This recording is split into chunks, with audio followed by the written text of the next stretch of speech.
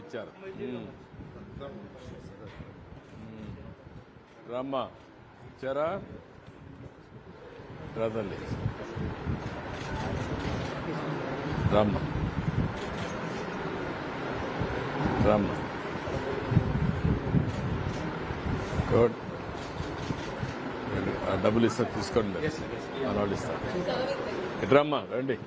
స్వామి బాగున్నారా? గుడ్ రండి. నమస్కారం.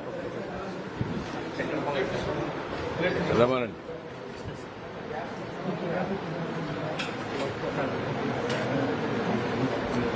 ఈ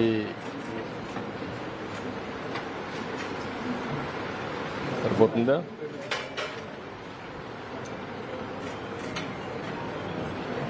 రామ్మా.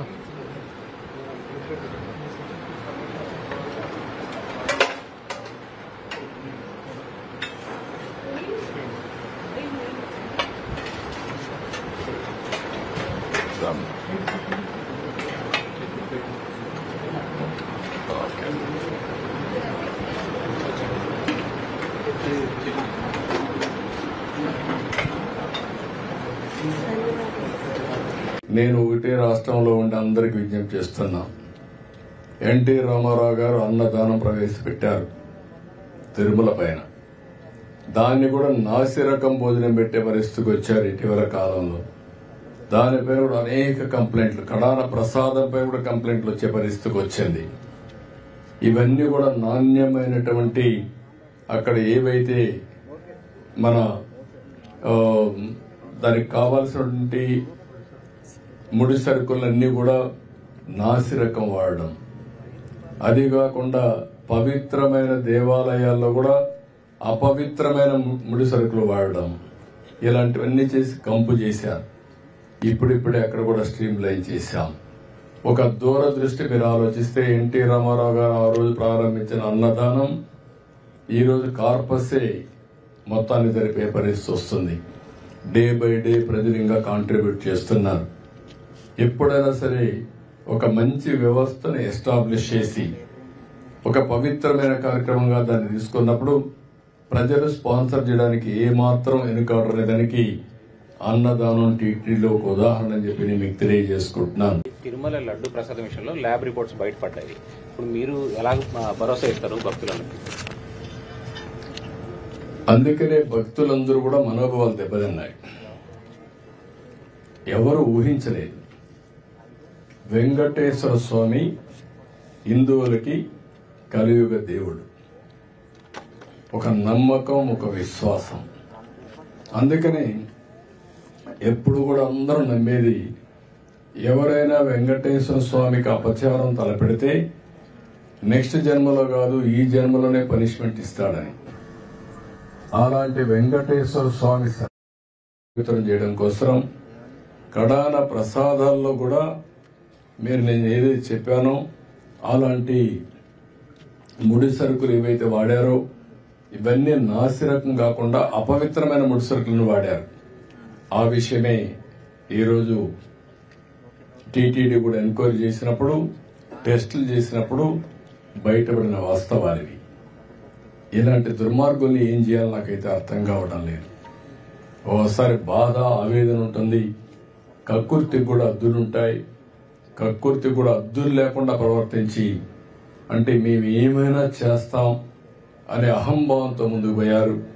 అందువల్లనే ఇలాంటి సమస్యలన్నీ వచ్చాయి. ఇక్కడే కాకుండా మీరు చూశారు తిరుమల పైన ఎంత మొత్తం శానిటేషన్ దెబ్బతీశారు, ప్రసాదాలు దెబ్బతీశారు, అన్నా క్యాంటీన్ దెబ్బతీశారు. కడాన వెంకటేశ్వర స్వామిని తీసుకుపోయి పెళ్లిళ్ళు పేరంటాలుంటే అక్కడ కూడా ఊరేగించే పరిస్థితికి వచ్చారు. నేను ఆ రోజు కూడా తప్పు పట్టాను. రాజకీయ ప్రయోజనాల కోసం ఒక వెంకటేశ్వర స్వామిని వాడుకోవడం కరెక్ట్ కాదు. ప్రజలందరూ కూడా హిందువులందరూ కూడా జీవితంలో ఒక్కసారైనా వెంకటేశ్వర స్వామి దగ్గర రావాలి, దర్శనం చేసుకోవాలి, అదే మరి వారి కోరికలని చెప్పుకోవాలని చెప్పి వస్తారు. అలాంటి నమ్మకమైన ప్లేస్ ని మారించడం చాలా దుర్మార్గం. ప్రక్షాళన ప్రారంభించాం. ఇప్పటికే చాలా వరకు ఇంప్రూవ్మెంట్స్ వచ్చాయి. దీన్ని లాజికల్ గా తీసుకెళ్తాం. ఏవైతే మాకు ఆధారాలు దొరికితే అలాంటి వాళ్ళపైన కఠినమైన చర్యలు కూడా ఉంటాయి. ఎవరైనా సరే తప్పు చేస్తే శిక్షించాల్సిందే. దానికి కూడా దోహదం. ఇంటి వద్దే తిరుమల సెట్ వేసి చాలా విన్యాసాలు చేశారు. విన్యాసాలు చేసి పైశాచిక ఆనందాలు పొందారు. అందుకే నేను చెప్పింది ఏంటంటే ఈ రోజే కాదు చాలా రోజులు భక్తులందరూ మనోభావాలు దెబ్బతిని చాలా మంది చాలా విధాలుగా బాధపడ్డారు. విశేషాలు వాడడం మీద ఏమన్నా ఎంక్వైరీ ఏమన్నా చేస్తున్నారు?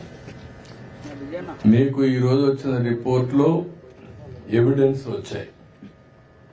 ఆ ఎవిడెన్స్ లో ఏది అనేది నిర్దిష్టంగా ఇది ఇన్ఫీరియర్ క్వాలిటీ ఉన్నాయి, ఇలాంటి పదార్థాలు కూడా ఉండడానికి ఇలాంటి ముడి సరుకు ఉందని చెప్పడానికి అవకాశాలు ఉన్నాయి. చాలా స్పష్టంగా చెప్పారు. కొంతమంది ఇప్పటికే పారిపోయారు. ఇప్పటికే అందరినీ డిస్కంటిన్యూ చేసి పవిత్రమైన నెయ్యి తీసుకొచ్చాం. అది కూడా టోటల్ ప్రాసెస్ లో పెట్టారు మన వాళ్ళు.